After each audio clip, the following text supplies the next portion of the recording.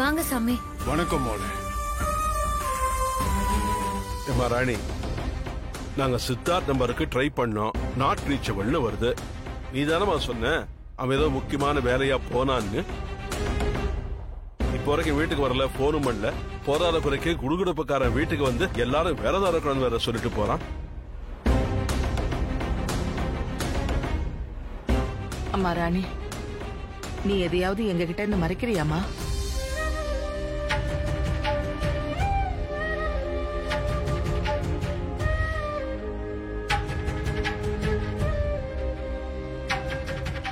தாடிகாரனுக்கு என்ன ஆச்சுன்னு இவங்களாண்ட சொன்னா அது இங்க இருக்கிற யாராலையும் தாங்கிக்க முடியாது. அதனால்தான் இப்ப வரைக்கும் அந்த விஷயத்த இவங்களாண்ட இருந்து நான் மூடி மறைக்கிறேன். இப்ப வரைக்கும் ஏதேதோ சொல்லி சமாளிச்சிட்டேன். ஆனா இதுக்கப்புறம் நான் எப்படி சமாளிக்க போறேன்னு எனக்கே தெரியல. கவலைப்படாத மோளே, இவங்க எல்லாரையும் நான் சமாளிச்சுக்கிறேன். வீட்டுக்கு பெரியவங்க, நீங்களே மனசை விட்டு நம்பிக்கை இல்லாம பேசினா கூட இருக்கிறவங்க வேதனைப்பட மாட்டாங்களா? அக்கா, எனக்கு ஒரு சந்தேகம்க்கா. என்ன தம்பி? கீழே வந்திருக்கிறது நம்பூதிரியா இல்ல நம்பூதிரி உருவத்துல யட்சினி வந்திருக்காளா? அது தெரியாத கடுப்புல தான் நானும் இருக்கேன். ஐயோ அத்தை, அதுல என்ன சந்தேகம்? அவரு சாதாரணமா தானே பேசிட்டு இருக்காரு. அப்ப இவரு உண்மையான நம்பூதிரி தான். இல்ல தமன்னா, இப்பவே அவசரப்பட்டு எதையும் முடிவு பண்ணாத. அப்படிதான் போன தடவை நம்பூதிரி உருவத்துல இருக்கிறது யட்சினின்னு நினைச்சு கண்டதையும் ஒளறி கொட்டிட்டோம். பொறுமையா வந்திருக்கிற நம்பூதிரி என்ன சொல்றாருன்னு கவனிப்போம். அப்பதான் வந்திருக்கிறது நம்ம கிட்ட அடி வாங்கின நம்பூதிரியா இல்ல நம்பூதிரி வேஷத்துல இருக்கிற யட்சினியான்னு தெரியும். ஆமாமா, அக்கா சொல்றது சரிதான். அவரு எல்லாத்தையும் பேசி முடிக்கட்டும், அதுக்கப்புறமா நம்ம என்ன செய்யலாம்னு யோசிக்கலாம். அத்தை, இவர் சொல்றது கரெக்ட் தான். ஒருவேளை நம்ம நேத்து கட்டியால் அடிச்சு மயக்கம் போட வச்ச நம்பூதிரி இவர் தானா வந்த உடனே நம்மள பத்தி சொல்லி மாட்டி விட்டுருப்பாருல்ல. நீங்க சொல்ற மாதிரி என்ன நடக்குதுன்னு பொறுமையா பாக்கலாம். தமன்னா, நீ அடிச்ச அடி சரியில்லை தமன்னா. அவரோட மண்டைய பொளக்குற மாதிரி அடிச்சிருந்தேன்னு வச்சுக்க, நாமளே கண்டுபிடிச்சிருக்கலாம். அதுக்கும் வழி இல்லாம போயிடுச்சு. வந்திருக்கிறது ஒரிஜினல் நம்பூதிரி தானே தெரிஞ்சா நீங்க வேணா அடிச்சு மண்டைய பொளக்குறீங்களா? ஐயோ தமன்னா, முன்ன மாதிரி என் கையில வலு இல்ல, வயசாயிடுச்சுல்ல. என்ன இது, வாய் மூடுங்களேன். ஐயோ அக்கா, நான் அப்படி சொல்ல வரலக்கா.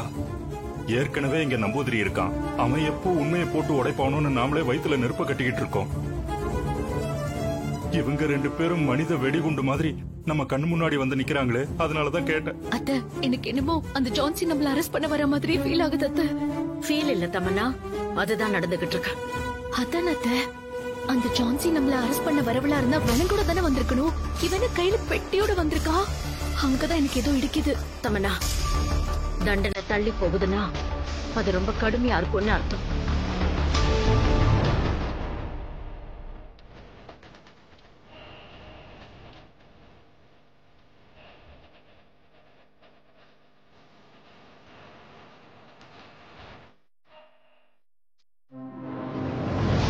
அக்கா, 3 பேரும் என்னக்கா நம்மளே பாக்குறாங்க. பார்க்காம என்ன பண்ணுவாங்க? 3 பேரும் என்ன பண்ணுவாங்கன்னே தெரியல அத்தை.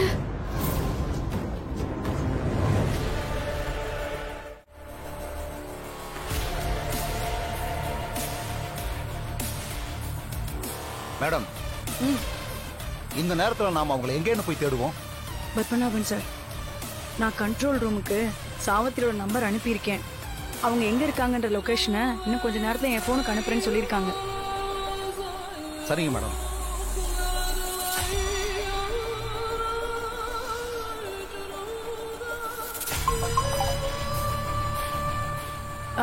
சார், இந்த லொகேஷன் ஆன் பண்ணிக்கோங்க. இந்த ரூட் மட்டும் சொல்லுங்க. Left left.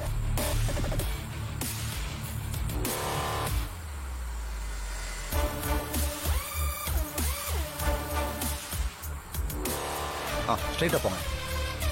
இந்த லெஃப்ட், இந்த லெஃப்ட். கொஞ்சம் ஸ்ட்ரைட்டா போய் லெஃப்ட் போங்க. மேடம், நமக்கு முன்னாடி ஒரு 800 மீட்டர்ல தான் அவங்க இருக்காங்க. போங்க போங்க. ஸ்ட்ரைட்டா போங்க. ஸ்ட்ரைட்.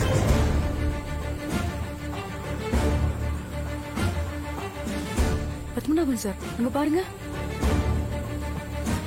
மேடம், என்ன இங்க நிறுத்திட்டீங்க? அங்க யார் இருக்காங்கன்னு பாருங்க.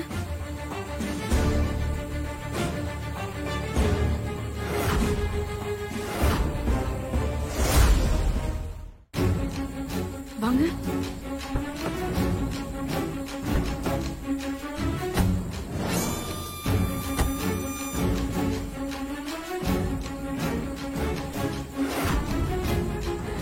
சார் கொஞ்சம் அங்க பாருங்க.